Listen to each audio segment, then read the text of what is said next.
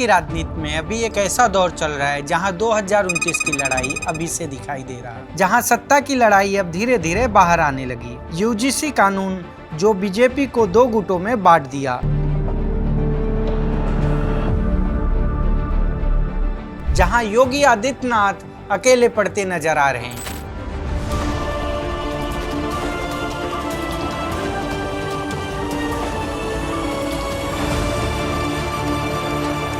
माना जा रहा है योगी आदित्यनाथ को 2027 में हराने का ये साजिश है।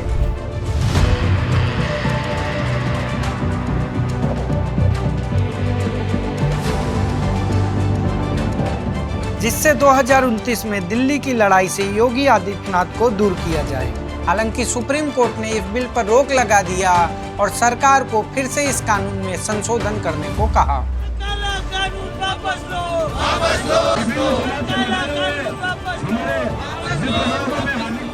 इस पर अगली सुनवाई 19 मार्च को होगा। तब तक 2012 के ही कानून लागू रहेगा। आखिर बीजेपी जब सबका साथ और सबका विकास का बात करता है तो यूजीसी जैसा कानून लाने की क्या जरूरत थी? नरेंद्र मोदी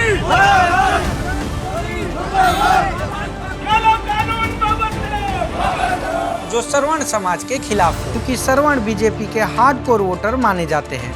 उत्तर प्रदेश की राजनीति में सवर्ण वोटर की मुख्य भूमिका है। माना जाता है यूजीसी योगी आदित्यनाथ को कमजोर करने के लिए लाया गया है, जिससे उन्हें 2029 की लड़ाई से दूर रखा जाए और इसका विरोध भी जमकर देखने को मिला पूरे देश में। जब फेल हो गई तो रात में जो है उन्हें जो देर रात एक सस्पेंशन लेटर जारी किया। मैं तो पहले से ही त्याग पत्र दे चुका हूँ, ये मेरा संवैधानिक अधिकार है। मोदी और अमित शाह की जोड़ी को राजनीति में अटूट माना जाता है और वो सारे फैसले दिल्ली में बैठकर लेते हैं। लेकिन आज उसी पार्टी के अंदर एक नाम बहुत तेजी से उभर रहा, योगी आदित्यनाथ, जो अपने कट्टर हिंदुत्व छवि के लिए जाने जाते हैं। राम मंदिर के मुद्दे पर अगर फैसला हुआ, खून की नदियां बहेंगी। मैं कहता था देखो भाई, कुछ एक मच्छर भी नहीं मरने वाला है, कुछ नहीं होगा। और यही कारण है कि योगी आदित्यनाथ के बढ़ती लोकप्रियता से अमित शाह को डर लगने लगा और उन्हें धीरे धीरे साइड लाइन किया जा रहा, क्योंकि नरेंद्र मोदी का ये आखिरी पंचवर्षीय माना जा रहा है और अब लड़ाई शुरू हो चुकी है 2029 के प्रधानमंत्री पद के उत्तराधिकारी की। आज हम आपको ये वीडियो में समझाएंगे अमित शाह और योगी आदित्यनाथ के मनमुटाव का कारण। अगर आप चैनल पर नए हो तो सब्सक्राइब कर अपना प्यार बनाए रखें, जिससे मेरे हौसले को नई उड़ान मिले। नमस्कार दोस्तों, स्वागत है आपका बड़कू बिंदास चैनल पर। आज हम बात करेंगे भारतीय जनता पार्टी के 2 सबसे कद्दावर नेता की, योगी आदित्यनाथ और अमित शाह की। अमित शाह, जिसे भारतीय राजनीति का चाणक्य कहा जाता है, जो दिल्ली में बैठकर पार्टी के सारे गतिविधियों पर नजर रखते हैं, वहीं दूसरी तरफ योगी आदित्यनाथ, जो अपने कट्टर हिंदुत्व की पहचान रखते हैं, जो अपने बेबाकी भाषणों के लिए जाने जाते हैं। न्यायालय मेरिट के आधार पर फैसला करे, फैसले को लागू हम करेंगे। और किसी के माई के लाल पे हिम्मत है तो उत्तर प्रदेश में उपद्रव करके दिखा दे। मौलाना हैदराबाद से बोलता है, कौन कहां से बोलता है, इसलिए बहुत चिंता मत करिए, क्योंकि बकरे की अम्मा कब तक खैर मनाएगी आप देखते रहिए बस।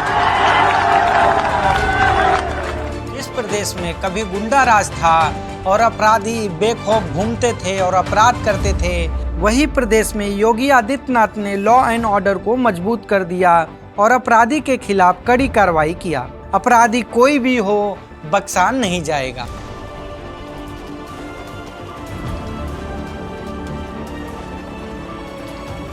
अपराधियों के खिलाफ इनकी कड़ी कार्रवाई और उनके अलीगल जमीन और घरों को तोड़ने के बाद इनका नया नाम पड़ गया बुलडोजर बाबा। और अब ये 2029 के अगले प्रधानमंत्री के मजबूत दावेदार बन गए। ये तो है मौजूदा स्थिति, लेकिन अगर पूरी कहानी समझना है तो थोड़ा आपको पीछे चलना पड़ेगा।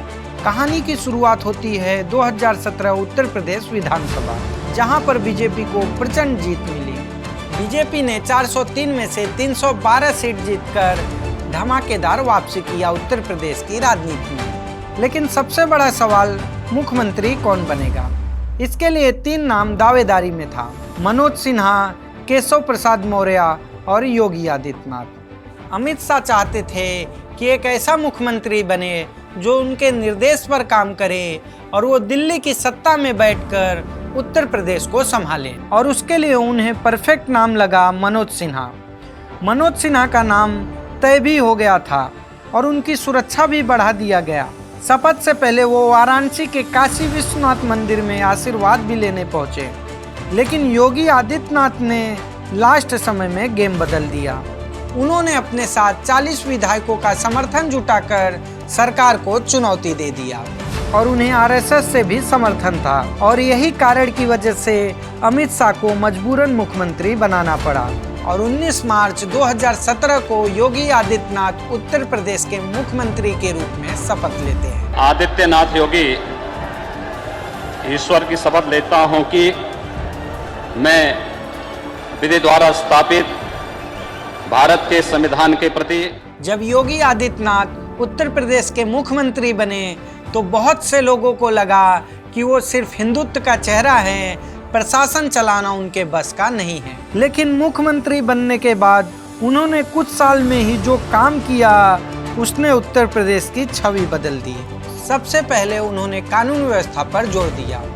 जिस प्रदेश में कभी गुंडा राज का जड़ें इतने मजबूत थी, जहां पर अपराधी बेखौफ घूमते थे और अपराध निडर होकर करते थे, जहां पर लोग अपराधियों से डरते थे, योगी आदित्यनाथ ने अपराधियों के खिलाफ जीरो टॉलरेंस की नीति कार्रवाई करना शुरू किया। योगी आदित्यनाथ ने अपराधियों से कहा, या तो आप अपराध छोड़ दो या उत्तर प्रदेश, वरना हम तुम्हें ऐसी जगह भेजेंगे जहां कोई भी जाना नहीं चाहेगा। अगर उस अपराधी को गोली चलाने की स्वतंत्रता है तो पुलिस के पास भी हमने इसलिए पिस्तौल दी है कि वह भी उसके सामने उसका मुकाबला करे।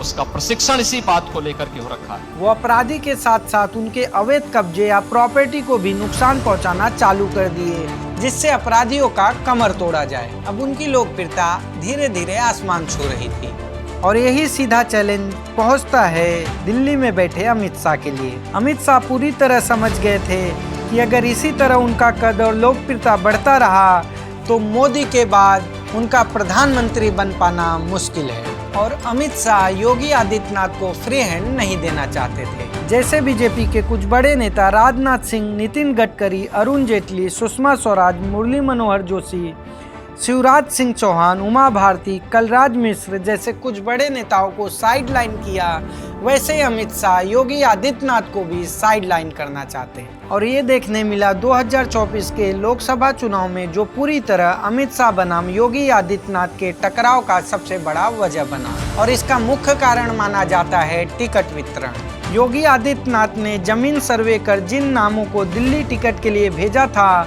उन सारे नामों को अमित शाह ने काट कर अपने पसंदीदा उम्मीदवार को टिकट दिया, जिसका चुनाव परिणाम में नतीजा देखने मिला। जहां बीजेपी को 2019 में 62 सीट मिला था, अब वो घटकर 2024 में मात्र 33 सीटों पर अटका। यहां तक बीजेपी अयोध्या सीट भी हार गई, जो बीजेपी के राजनीति का मुख्य केंद्र था। और यही कारण है कि अमित शाह और योगी आदित्यनाथ के बीच सब कुछ सही नहीं चल रहा।